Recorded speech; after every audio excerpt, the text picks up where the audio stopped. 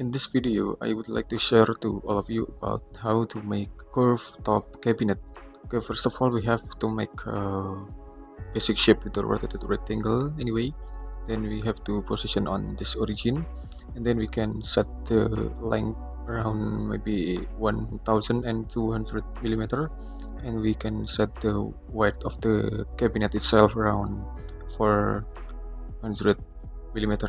Okay, we have this rectangle, and then we have to push it up around 2500 millimeter 2500 millimeter, and then we can using the tape measure tool to adjust the guideline about lower cabinet. Maybe we can set it around 750 millimeter, and then we can make a line right here.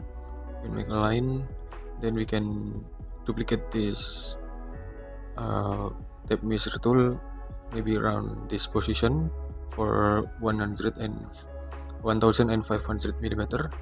Then we can move a little bit, maybe around 100 millimeter only. And then we can make the curve space in the top around 300 millimeter. Okay, then we can set the edge of the cabinet around 50 millimeter and 50 millimeter for the right side anyway. And then you can make a curve with arc, with 2-point arc anyway. You can move, we can start for this intersection and this intersection, and then we have to pull it up, and then we have to type 100s and just type s to make it smoother than before. Then we can adjust it. Okay, maybe around it, and we can adjust again for the position of this curve. Okay, so the line is just for guiding for the basic shape anyway. Then maybe we have to move again. We can scale it again to make more curvy anyway. Maybe something like this. Or if you don't like about the curve, we have to make 2-point arc again, maybe right here for a lower position than before. Then we can set the bulge in this area. Okay, and then we can make a line to make a border like this. We can using line again. Okay, and after that we have to push it to the back around 380 millimeter. Then it will be this arc curve of the top opening of this cabinet. Okay, and then we can making another cabinet for the bottom position, for the position below, with the move and select control. Then we can set the 30 millimeter, and then we can use this tape measure tool again with around 50 millimeter. Then we can just draw the rectangle by this guiding line of the rectangle, and then we have to push it to the back until touch the back face of this cabinet, and then you can see about it. And then we can make it group. Okay, and then we can make a door cabinet on above. Then we have to push it to the back around 30 millimeter and just make it group, just make it component anyway.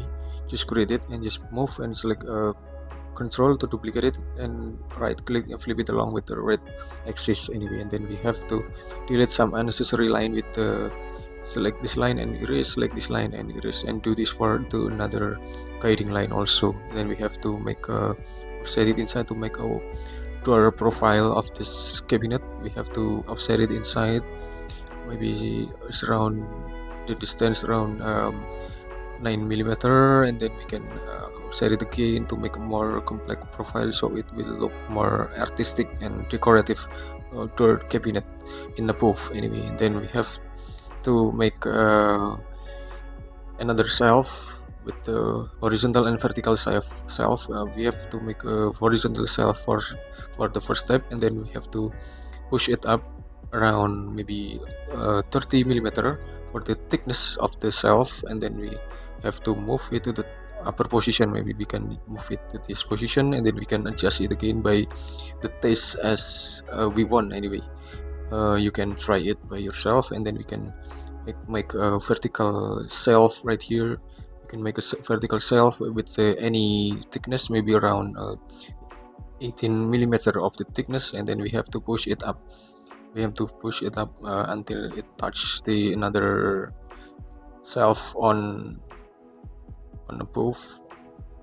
Then we have to move to the right, a little bit more right position, and then we can make a rectangle again to make an additional shelf or small shelf right here, so it would make a realistic um, realistic arrangement of the shelf cabinet anyway. Then and after that we can make the accessories of this cabinet with a book, with the arrangement of the book by using a rectangle anyway, by using this rectangle. And then we have to push it up, then we have to make it a rectangle again to make some another book object in this area, and we can adjust it again, maybe something like this. Sorry, we have to push it to the front again, and then make it group, and we have to make a book again, and then we can using scale to make it wider, bigger or smaller of arrangement of the book and more thickness. And then we can repeat it again to make some book illustration of 3D visual to visualize for the 3D in this project anyway. We can move and press Ctrl to duplicate it again and again, so it will look like more realistic enough. And then we can move again anyway in this position. Then we can set the color of the stack book right here. Maybe we can use another color to make look better than before of the book. And anyway then we can make another color such as a blue color or green color or magenta color right here, so it look more representative. And then we have to make it group, and then we have to move it to the another shelf cabinet. And also we can adjust the scale anyway. We can adjust the scale of this book by using scale, and we can get the representative material of it. And then we have to make another material on the backsplash anyway. For the cabinet we can use formica laminated light of this backsplash, so it will look more artistic anyway. Then maybe we can add some more ornament in this space. Maybe we can select this curve line, arc line on this line, and then we have to offset it outside just a little bit offset, maybe for 20 millimeter, and have to push it to the front right anyway. We have to push it to the front so it will like more more little bit classic style anyway. And then we can just using the top position and duplicate the line to make another taste about the detail about this cabinet anyway. So you can see it. And also we can make another classic element in this area.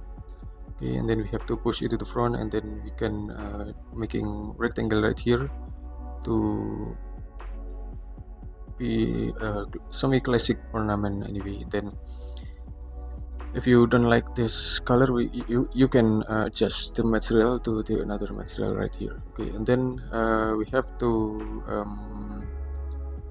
make it group. We have to make it group and just make it component, create it and duplicate it on right or left side as you want anyway. So this is about the top curve cabinet. And then we can make another component.